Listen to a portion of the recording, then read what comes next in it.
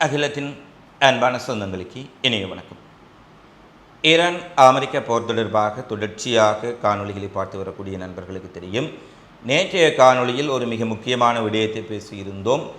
ஒருபுறம் ஈரானை பேச்சுவார்த்தைக்கு அழைத்து பேசிக்கொண்டு மறுபுறத்தில் ஈரானை ஒடுக்கும் அல்லது பலவீனப்படுத்தும் பல நடவடிக்கைகளை அமெரிக்கா இஸ்ரேல் இணைந்து மேற்கொண்டு வருகின்றார்கள். இதை ஈரானும் புரிந்து கொண்டுள்ளார்கள் என்பதை நேற்றைய காணொலியில் பேசியிருந்தோம். இந்த சூழ்நிலையில் இஸ்ரேல் அமெரிக்கா தாக்குதல் நடத்துவதற்கு முன்பாகவே நேற்றைய தினம் ஈரான் மிகப்பெரிய அளவிலான ஏவுகணை தாக்குதலை இஸ்ரேலுக்குள் நடத்தி அதிர்ச்சி கொடுத்திருக்கின்றார்கள்.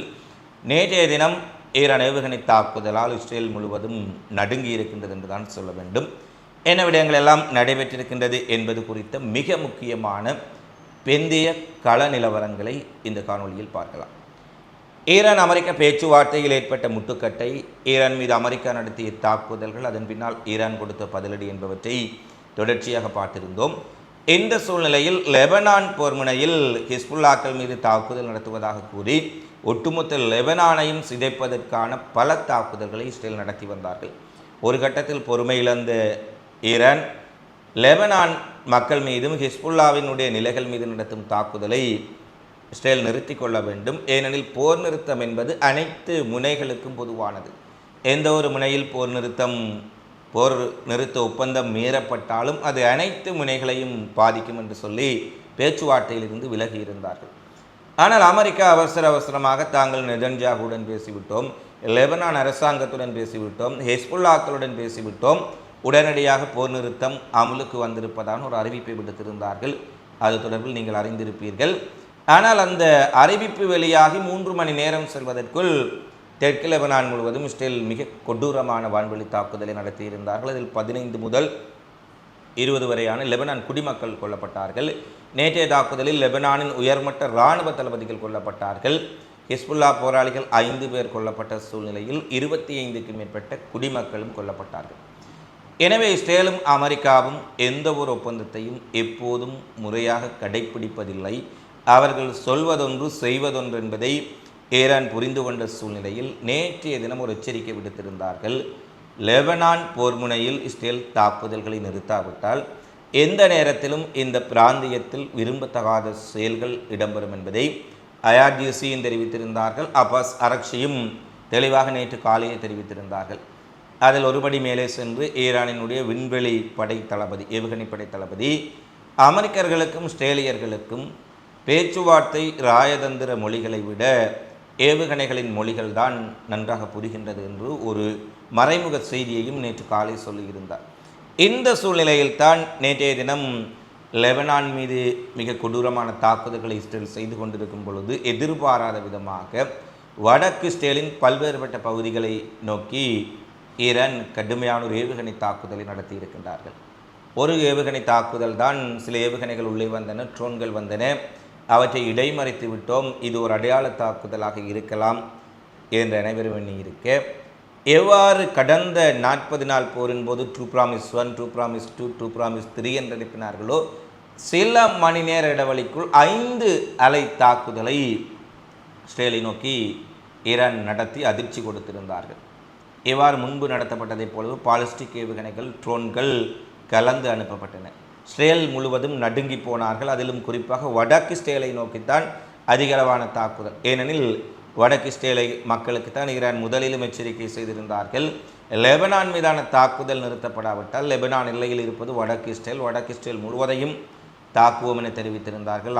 அவசரமாக இஸ்ரேல் முழுவதும் சைரன்கள் ஒலிக்க விடப்பட்டன. இரவோடு இரவாக மக்கள் எழுந்து, தூக்கத்தில் இருந்தவர்கள் கூட அவசரமாக எழுந்து சென்று பங்கர்களுக்குள்ளும் பதுங்கு குழிகளுக்குள்ளும் செல்டர்ஸுக்குள்ளும் பதுங்கி கொண்டார்கள். எங்கும் ஒரு பயப்பீதி, மக்கள் பங்கர்களுக்குள் விடையும் வரை பதுங்கி இருந்ததாக சொல்லப்படுகின்றது. 5 அலை தாக்குதல் நடைபெற்றிருந்தாலும் கூட இன்னமும் புதிய அலைகள் வரலாம் என்ற அச்சம் இஸ்ரேல் முழுவதும் எழுந்திருக்கின்றது. ஏனெனில் இந்த இஸ்ரேல் ஈரான் அமெரிக்க போர் நிறுத்தம் ஆரம்பித்த பின்னர் அமெரிக்காவுக்கும் ஈரானுக்கும் இடையில் அவ்வப்போது முட்டல்கள், மோதல்கள் இடம்பெற்றாலும் கூட இஸ்ரேலுக்கும் ஈரானுக்கும் இடையில் நேரடியான ஒரு மோதல் அல்லது நேரடி தாக்குதல்கள் எவையும் இடம்பெறவில்லை. ஈரான் நேரடியாக இஸ்ரேலை தாக்கவும் இல்லை, இஸ்ரேல் ஈரான் மீது தாக்குதல் நடத்தவும் இல்லை. இப்படியான சூழ்நிலையில் தான் முதல் தடவையாக ஈரான் பொறுமை இழந்து என்னில் லெபனான் முனையில் இவர்கள் போர் நிறுத்தத்தை மீறி செயற்படுகின்றார்கள். காசாவில் 3 தினங்களுக்கு முன்பாக ஹமாஸினுடைய தளபதியை கொண்டிருக்கின்றார்கள். இஸ்ரேலின் விமான தாக்குதலில் 15 அப்பாவி காசா குடிமக்களும் கொல்லப்பட்டிருக்கின்றார்கள். அதேபோல் ஈரான் துறைமுகங்கள் மீதான முற்றுகையை நீக்கப்படவில்லை. இப்படியான அனைத்து விடயங்களிலும் இவர்கள் ஈரானின் முதுகில் குத்தியதால் ஈரான் வெகுண்டெழுந்து விட்டார்கள். இந்த இஸ்ரேல் மீதான தாக்குதலில் ஈரான் ஏவுகணைகள் ட்ரோன்களை எல்லாம் தாங்கள் இடைமறித்து விட்டோம், பாரியளவில் எந்த விதமான ஒரு அசம்பாவிதங்களும் இல்லை என ஐடிஎஃப் தெரிவித்தாலும் கூட சுயாதீன ஊடகங்களின் செய்திகளின்படி வடக்கு இஸ்ரேலின் பிரதானமான இஸ்ரேல் விமானப்படை தளமாக ரமத் டேவிட் விமானப்படை தளம் மிகப்பெரிய அளவில் சேதமடைந்துள்ளது என்ற செய்தி முதல் கட்டமாக வெளியாக இருக்கின்றது. சுயாதீன ஊடகங்கள் இதை உறுதிப்படுத்தி இருக்கின்றார்கள். ஹைஃபாவில், அதாவது ஈரானினுடைய தாக்குதலில் இஸ்ரேலினுடைய மிகப்பெரிய எரிவாயு எண்ணெய் சுத்திகரிப்பு நிலையங்கள் அமைந்திருக்கக்கூடிய ஹைஃபாவில் இருந்து 20 கிலோமீட்டர் தூரத்தில் அமைந்த மிக முக்கிய இராணுவ மையமான ரமத் டேவிட் விமானப்படை தளம் பாலிஸ்டிக் ஏவுகணை தாக்குதலால் மிகப்பெரிய அளவில் சேதமடைந்திருக்கின்றது. தெற்கு லெபனான் மற்றும் பெய்ரூட் மீது இஸ்ரேல் நடத்தி வரும் வான்வழி தாக்குதலின் மிக முக்கியமான ஆதாரமாக இந்த விமானப்படை தளம்தான் காணப்படுகின்றது. ஏனெனில் தெற்கு லெபனானில் தாக்குதல் நடத்தினாலும், பெய்ரூட்டில் தாக்குதல் நடத்தினாலும், பெக்கா பள்ளத்தாக்கில் தாக்குதல் நடத்தினாலும் லெபனான் மீதான ஆக்கிரமிப்புக்கு ஒரு முதுகெலும்பாக இருப்பது இந்த ரமத் டேவிட் விமானப்படை தளம். அதை மிகப்பெரிய அளவில் சேதமாக்கி இருக்கின்றார்கள். ஈரானுடைய இலக்கும் அதுவாகத்தான் இருந்திருப்பதை பார்க்கக்கூடியதாக இருக்கின்றது. அமெரிக்கா தங்களுடைய வாக்குறுதியை மீறிவிட்டார்கள், இஸ்ரேலை கட்டுப்படுத்த தவறிவிட்டார்கள், ஈரானிய துறைமுகங்கள் மீதான முற்றுகையை நீக்குவதாக கூறி ஈரானை ஏமாற்றிவிட்டார்கள். கர்முஸ் ஜலச்சந்தி, ஓமன் கடல், இந்திய பெருங்கடல் ஆகிய பகுதிகளில் ஈரானின் கடற்கரைகள், கப்பல்கள் மீது அமெரிக்கா நடத்தி வரும் தொடர் வான்வழி தாக்குதலும் முடிவுக்கு வரவில்லை. எனவே வேறு வழியில்லாமல் நாங்கள் ஏவுகணைகளை கையில் எடுக்க வேண்டிய சூழ்நிலை ஏற்பட்டிருக்கின்றது என்ற ஒரு விடயத்தையும் ஈரான் தாக்குதலின் பின்னர் தெரிவித்திருக்கின்றார்கள். தாங்கள் தான் தாக்குதல் நடத்தி இருக்கின்றோம் என்பதையும் அவர்கள் அதிகாரபூர்வமாக அறிவித்திருக்கின்றார்கள். ஏனெனில் ஒன்று பேச்சுவார்த்தை என்றால் பேச்சுவார்த்தையை பேசி முடிவுக்கு வர வேண்டும், அல்லது யுத்தம் செய்தால் யுத்தம் செய்ய வேண்டும். இரண்டையும் கலந்து பேச்சுவார்த்தை என்பதை ஒரு கேடயமாக பயன்படுத்தி கொண்டு ஈரானை பலவீனப்படுத்தும் முயற்சிகளைத்தான் ட்ரம்பும் நெதன்யாகும் தொடர்ச்சியாக மேற்கொண்டு வந்தார்கள். இவர்கள் இவ்வாறான முயற்சிகளில் இறுதிக்கட்டத்தில் ஈரான் மீது தாக்குதல் நடத்துவதற்கும் தயாராக இருந்தார்கள். ஆனால் அதற்கு முன்பாக ஈரான் கைமுந்தி தாக்கி இருக்கின்றார்கள். எப்போதும் இஸ்ரேல் அமெரிக்க தாக்குதல்களை பார்த்து அதன் பின்னர் ஈரான் தாக்குவர்கள். இம்முறை இவர்கள் தாக்கப் போவதை உணர்ந்து கொண்டு தாங்களாகவே முதலடியை எதிரிக்கு மரண அடியாக கொடுத்திருக்கின்றார்கள். இஸ்ரேல் முழுவதும் மிகப்பெரிய பதற்றம். இதுவரை சைரன்கள் ஒலிக்காமல், அபாய சங்குகள் ஒலிக்காமல் இருந்த மக்கள் நேற்று மிகப்பெரிய அளவில் அஞ்சி இருக்கின்றார்கள். 5 கட்ட பாலிஸ்டிக் ஏவுகணை தாக்குதல் நடத்தப்பட்டதை ஈரான் உறுதிப்படுத்தி இருக்கின்றார்கள். இஸ்ரேலில் இருக்கக்கூடிய அமெரிக்க தூதரகம் அனைத்து அமெரிக்க குடிமக்களும் பாதுகாப்பான இடங்களுக்குள் தங்கி இருக்குமாறும், சைரன்கள் ஒலிக்கப்படும் இடங்களில் உடனடியாக பங்கர்களுக்குள் பதுங்குமாறும், அவசியமற்ற பயணங்களை தவிர்த்து கொள்ளுமாறும் ஒரு அவசர எச்சரிக்கையை விடுத்திருக்கின்றார்கள். அதேபோல் இஸ்ரேலுக்குள் இருக்கக்கூடிய ஏனைய மேற்குலக நாட்டு தூதரகங்களும் தங்கள் மக்களுக்கு பாதுகாப்பு அச்சுறுத்தல்களை அவசரமாக விடுத்திருக்கின்றார்கள்.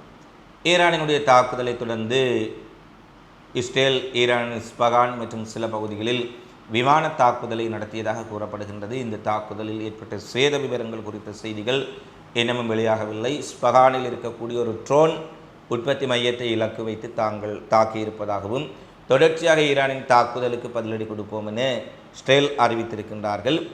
இந்த சூழ்நிலையில் ஈரான் தன்னுடைய வான்வெளியை, மேற்கு வான்வெளியை முற்றாக மூடியிருக்கின்றார்கள். அதாவது இஸ்ரேலினுடைய தாக்குதலை எதிர்பார்த்தும் இஸ்ரேல் தாக்குதல் நடத்தினால் பதிலடி கொடுப்பதற்குமாக தங்களுடைய வான்வெளி முற்றாக மூடப்பட்டிருக்கின்றது என்ற செய்தியை ஈரானும் வெளியிட்டிருக்கின்றார்கள். அதே போல ஒப்பந்தத்தின் தொடர்ச்சியான மீறல், அனைத்து முனைகளிலும் இஸ்ரேல் அமெரிக்காவின் தொடர் தாக்குதல் என்பவற்றினாலேயே அதற்கு பதிலடி கொடுத்திருக்கின்றோம். இதன் பின்னர் இஸ்ரேல் ஈரான் மீதோ லெபனான் மீதோ தாக்குதல்களை தீவிரப்படுத்தினால் எங்களுடைய பதிலடி இதைவிட பேரழிவுகரமாக இருக்கும் என்ற அறிவிப்பை IRGC பகிரங்கமாக விடுத்திருக்கின்றார்கள். எனவே எப்படியும் ஒரு ஒப்பந்தம் ஏற்பட்டுவிடும் என நம்பியிருந்த மக்களுக்கு இந்த செய்தி அதிர்ச்சியான ஒன்று. மத்திய கிழக்கு மக்களுக்கு மட்டுமல்ல, உலக மக்கள் அனைவருக்கும் மீண்டும் வெடித்துள்ள ஈரான் ஸ்டீல் போர் பெரும் அச்சத்தையும் அதிர்ச்சியையும் அடுத்து உலகரங்கில் எவ்வாறான நெருக்கடிகள் சிக்கல்கள் ஏற்பட போகின்றது என்ற கேள்விகளையும் எழுப்பியிருக்கின்றது. இந்த தாக்குதல்களுடன் இது நின்று விடுமா அல்லது மேலும் தொடர்ந்து பதிலடி தாக்குதல்கள் என இது ஒரு பாரிய போராக மாறிவிடுமா என்பதுதான் அனைவருடைய கவலை. இந்த காலைப்பதி தொடர்பிலான உங்களுடைய மதிப்புமிக்க கருத்துக்களை கமெண்ட்ஸில் பதிவிடுங்கள். தொடர்ச்சியாக இதுபோன்ற தகவல்களை உடனுக்குடன் தெரிந்து கொள்ள அகிலம் சேனலை சப்ஸ்கிரைப் செய்து கொள்ளுங்கள். மீண்டும் அடுத்த காணொளியில் சந்திப்போம். நன்றி, வணக்கம்.